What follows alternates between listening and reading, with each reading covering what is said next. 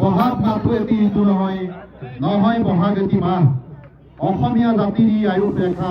জনৰ জীৱনৰ ৰেখা পূজাকম্প ডক্টৰ ভূপেন হাজৰিকাই গীতৰ ভাষাৰে কৈ গৈছে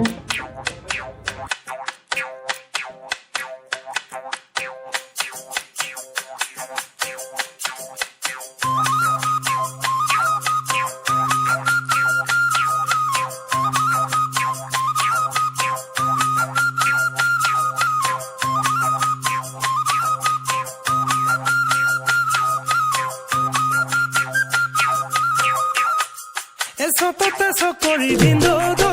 বহাগত বাবৰি ভিন্দো দো বহাগত বাবৰি ভিন্দো দো জেঠতে আমনা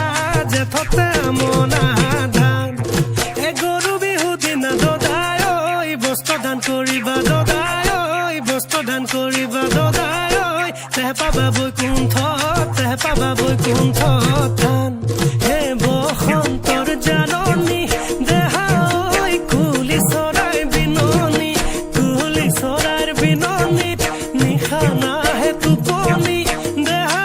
ঐ বিহু বিহু লাগিছে গাত হে আমি অসমীয়া দেহা ঐ কুলি চৰাই বিননি বিহুতে বলিয়া দেহা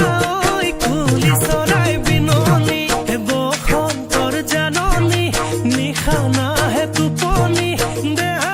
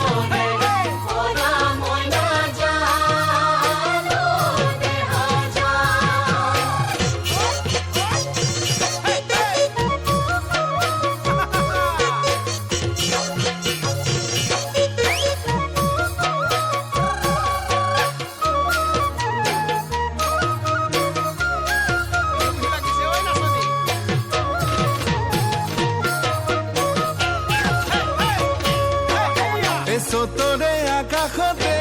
মইনা গুৰুম মেঘে গৰজিলে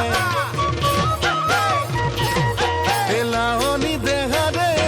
মইনা খিটিক তাঁতৰ শাল বাটিলে সতৰে আকাশতে মইনা গুৰুম মেঘে গৰজিলে লাৱনি দেহাৰে মইনা খিটিক তাঁতৰ শাল মুগা সাজে পিন্ধি হলাবৰে জনী বিহুৰে তলিতে জাকতে জিলিকি মইনা চাই থাকিব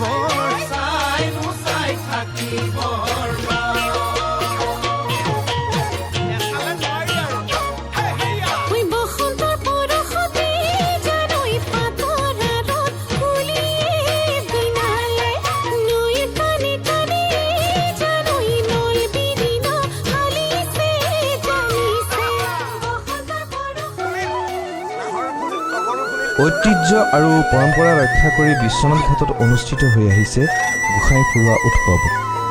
সমান্তৰালভাৱে আজি গোসাই বিহু উপলক্ষে গুপ্তকাশী বিশ্বনাথ ঘাটত অনুষ্ঠিত হয় গোসাই ফুৰোৱা উৎসৱৰ 341 বছৰ পুৰণি তথা আহোম ৰজা গদাধৰ সিংহই আৰম্ভ কৰা এই গোসাই ফুৰোৱা উৎসৱৰ দিনটোত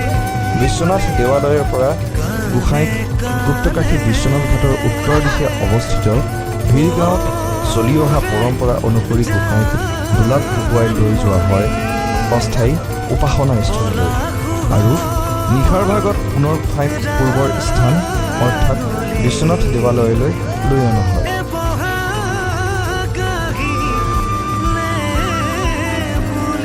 ঐতিহ্য আৰু পৰম্পৰা বহন কৰি অহা এই উৎসৱৰ সাক্ষী হৈ ৰৈছে প্ৰতিজন ভক্ত